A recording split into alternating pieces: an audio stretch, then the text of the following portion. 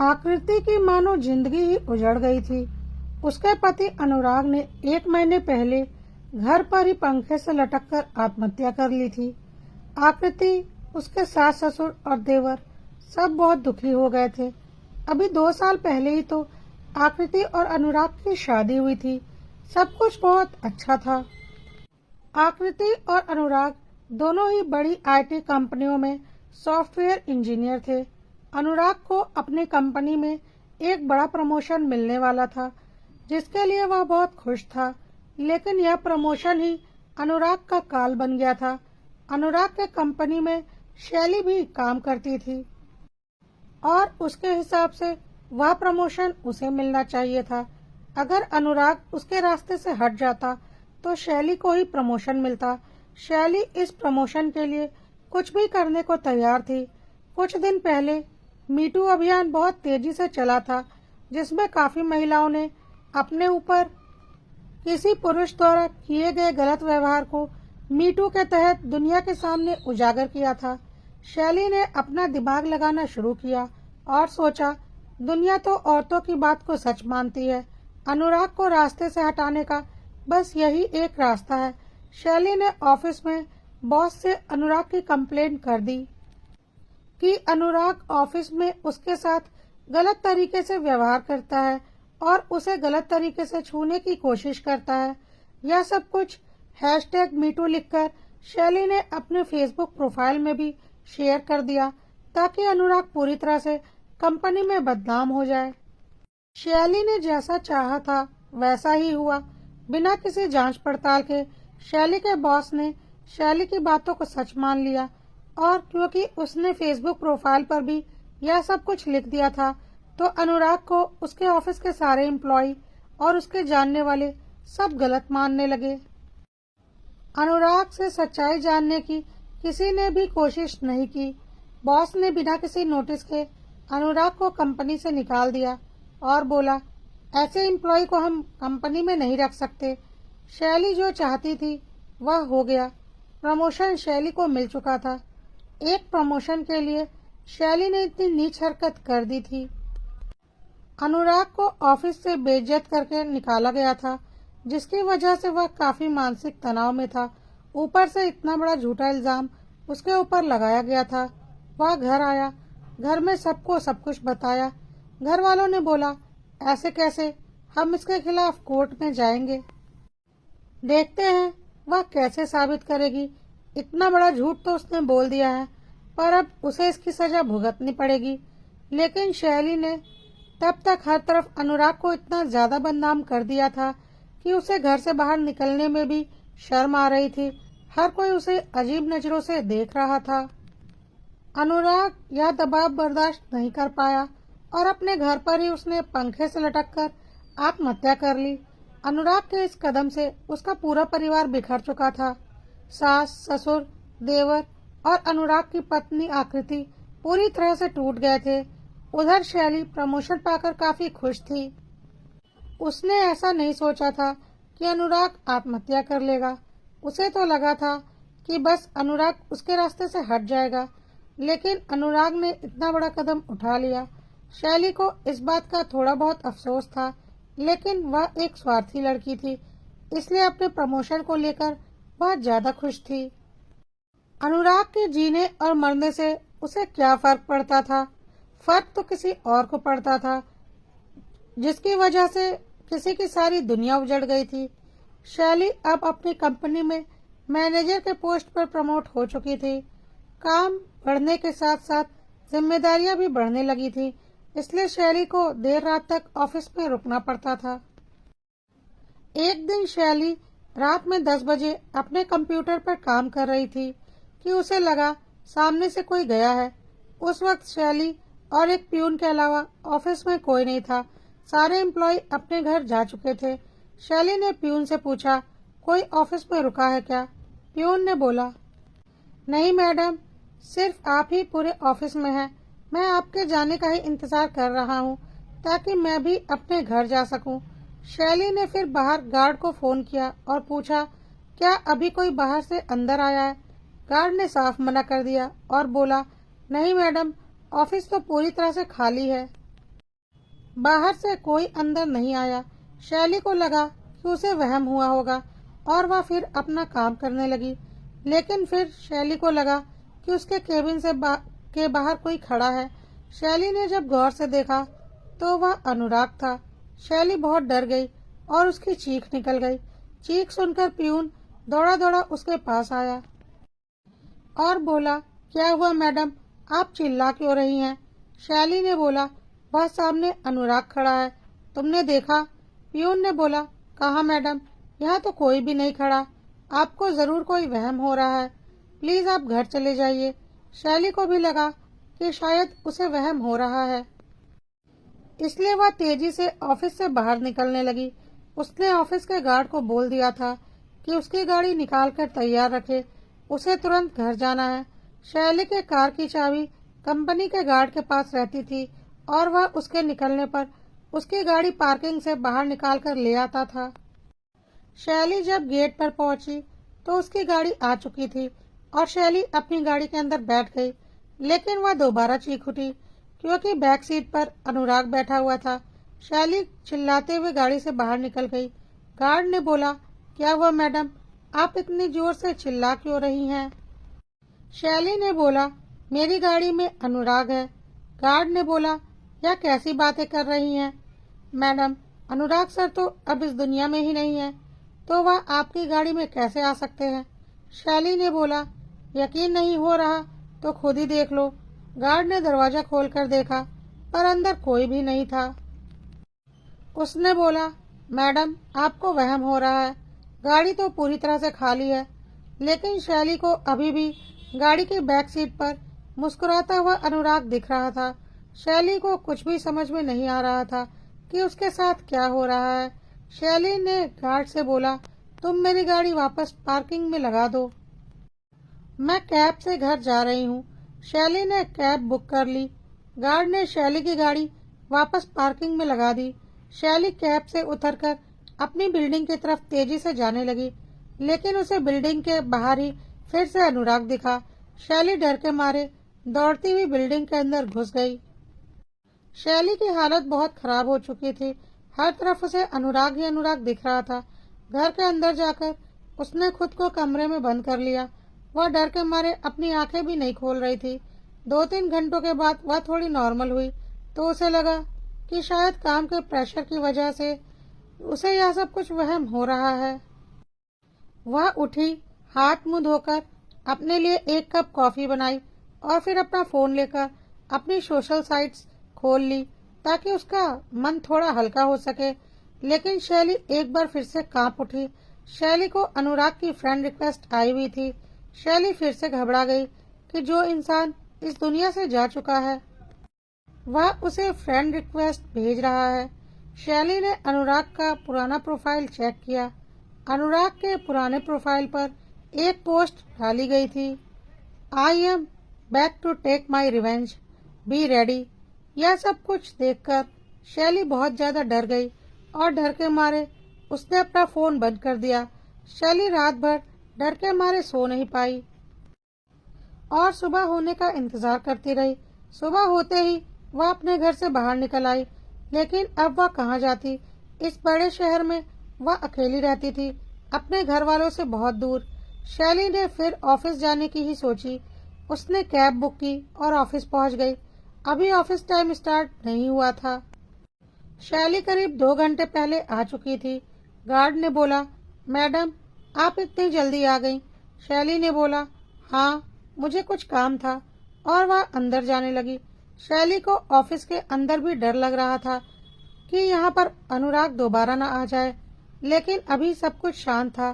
शैली थोड़ा रिलैक्स हो चुकी थी और अपना कंप्यूटर खोलकर रात के बचे काम को पूरा करने लगी। लेकिन एकाएक उसके कंप्यूटर पर अनुराग दिखने लगा और बोलने लगा, मैं तुम्हें जिंदा नहीं छोड़ूंगा, तुम्हारी वजह से मैंने आत्महत्या की है और आज तक मेरा नाम तुम्हारी वजह से बदनाम है। तुमने एक प्रमोशन के लिए मेरी इतनी बदनामी करवा दी, इतनी कम उम्र में मुझे आत्महत्या करने के लिए मजबूर कर दिया। मेरे माँ बाप, मेरा भाई और मेरी पत्नी इस दुनिया में अकेले रह गए, जिन्हें की मेरी सबसे ज्यादा जरूरत थी। इन सब की जिम्मेदार तुम हो। मैं तुम्हें जिंदा नहीं छोड़ूंगा। शैली जोर जोर से चिल्लाने लगी और ऑफिस से बाहर आ गई। तब तक ऑफिस का प्यून भी आ चुका था। प्यून और गार्ड ने बोला, मैडम आप फिर से क्यों चिल्ला रही हैं? शैली ने बोला, अनुराग वापस आ गया है, अनुराग वापस आ गया है, वह मुझे जिंदा नहीं छोड़ेगा। प्यून और गार्ड बोल रहे थे, मैडम आपको कोई वहम हो रहा है, ऐसा कुछ भी नहीं है। ऐसा कैसे हो सकता है कि कोई मरा हुआ इंसान वापस आ गया है? शैली ने बोला, तुम लोग नहीं समझ रहे हो, अनुराग की आत्मा वापस आई है। इस पर गार्ड और प्यून भी एक दूसरे का चेहरा देखने लगे और बोले, क्या मैडम, आज के जमाने में पढ़ी लिखी लड़की होकर आप ऐसी बातें कर रही हो? ऐसा कैसे हो सकता है? और अगर अनुराग सर वापस आ गए हैं तो हमें क्यों नहीं दिख रहा है? बाकी कंपनी के लोगों को क्यों नहीं दिख रहा है? सिर्फ आपको क्यों दिख रहे हैं? शैली ने कुछ नहीं बोला और वह बाकी के एम्प्लॉयज का इंतजार करने के लिए कंपनी के बाहर ही सीढ़ियों पर बैठ गई।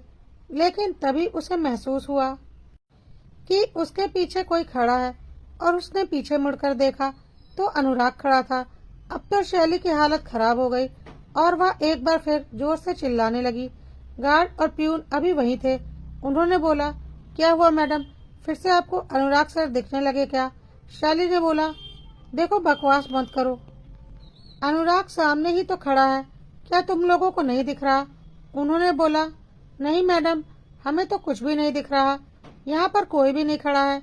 अनुराग मुस्कुराता हुआ शैली की ओर देख रहा था, लेकिन गार्ड और प्यून को कुछ भी नहीं दिख रहा था। शैली को समझ में आने लगा था कि अनुराग की आत्मा उससे बदला लेने के लिए ही वापस आई है और अब वह उसकी जान लेकर रहेगी। शैली मरना नहीं चाहती थी।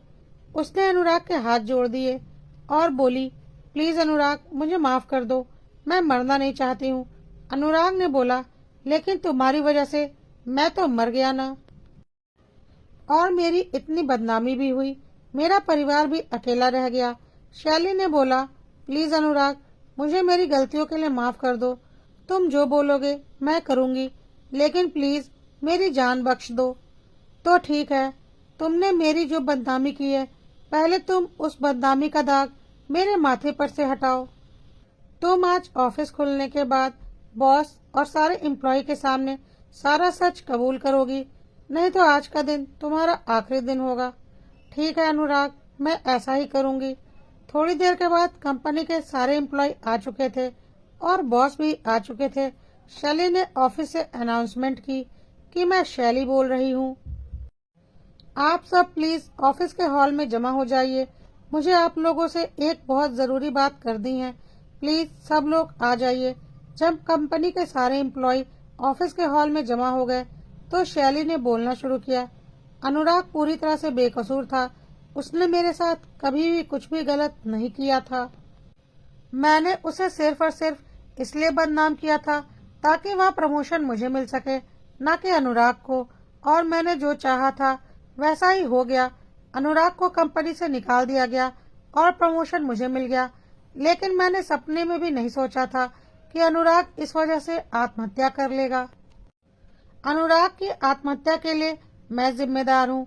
मैं मानती हूँ कि मैंने झूठ बोला, जिसकी वजह से अनुराग की नौकरी चली गई और उसकी बदनामी हुई और उससे आत्महत्या करने के लिए मजबूर होना पड़ा।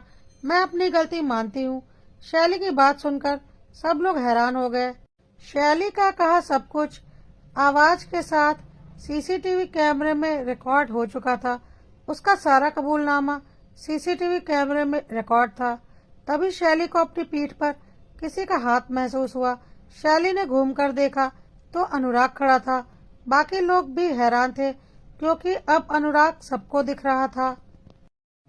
बॉस ने अनुराग से बोला, अरे अनुराग, तुम तो इस दुनिया में नहीं थे। अनुराग ने बोला, मैं अनुराग नहीं हूँ, अनुराग का जुड़वा भाई पराग हूँ। मैं और अनुराग बिल्कुल एक जैसे दिखते हैं।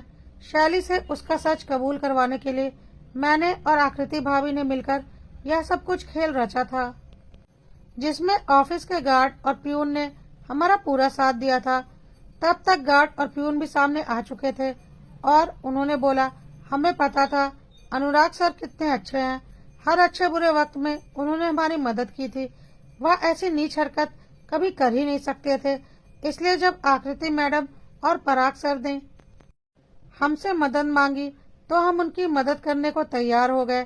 पराग सर ने अपनी शक्ल और कद काठी का फायदा उठाते हुए शैली मैडम को यह साबित कर दिया कि वह अनुराग की आत्मा है, और शैली मैडम ने डर के मारे अपना सारा जुर्म कबूल कर लिया।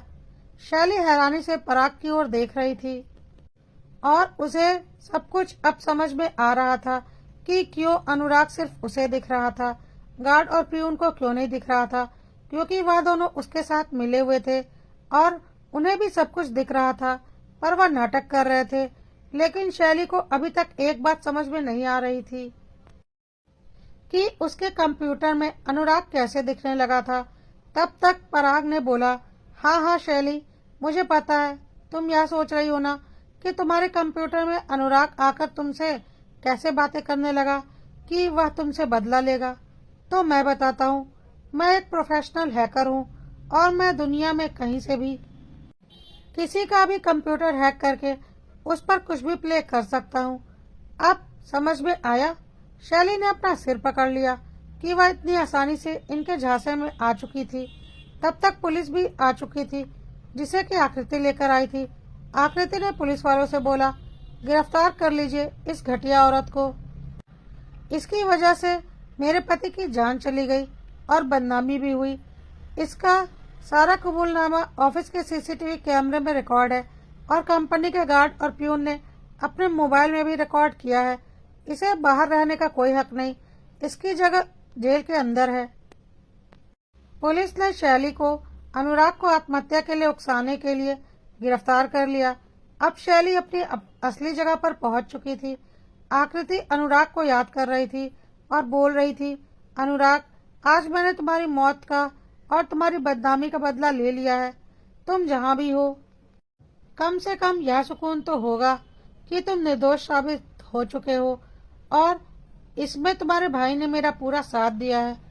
कुछ दिनों के बाद आकृति के सास ससुर ने उससे बोला, आकृति, तुमने अपने पति का बदला लेकर यह साबित कर दिया कि तुम अपने पति यानी कि हमारे बेटे अनुराग से कितना प्यार करती थी, और ऐसी पत्नी हर पति को मिलनी चाहिए। बेटा, अकेले इतनी बड़ी पहाड़ सी जिंदगी काटना मुश्किल है। अभी तुम्हारी उम्र ही क्या है, इसलिए हम चाहते हैं कि तुम पराग से शादी कर लो। अनुराग जहाँ कहीं भी होगा तुम्हारे इस फैसले से बहुत खुश होगा। आकृति हैरानी से अपने सास ससुर की ओर देख रही थी। सास ससुर ने बोला, हमने बहुत सोच समझकर यह फैसला किया है और पराग भी हमारे इस फैसले से सहमत है। बस तुम्हारे सहमति की जरूरत है। आकृति को कुछ भी समझ में नहीं आ रहा था। उसने बोला, मम्मी पापा, मुझे थोड़ा वक्त दीजिए, फिर मैं आपको सोचकर बताती हूँ। सास ससुर ने बोला, बिल्कुल आकृति, जो भी तुम्हारा फैसला होगा वह हमें मंजूर है। तुम अपना पूरा वक्त ले सकती हो। 6 महीने के बाद आकृति अब काफी सामान्य हो गई थी। उसकी और पराग की आज शादी थी। फेरों के वक्त आकृति को सच में अनुराग दिख रहा था, मुस्कुराता हुआ। जैसे उसके चेहरे पर अब एक सुकून था कि उसके जाने के बाद उसकी आकृति अकेले नहीं है। उसका जुड़वा भाई अब आकृति का पति बनकर हर कदम पर उसका साथ देगा।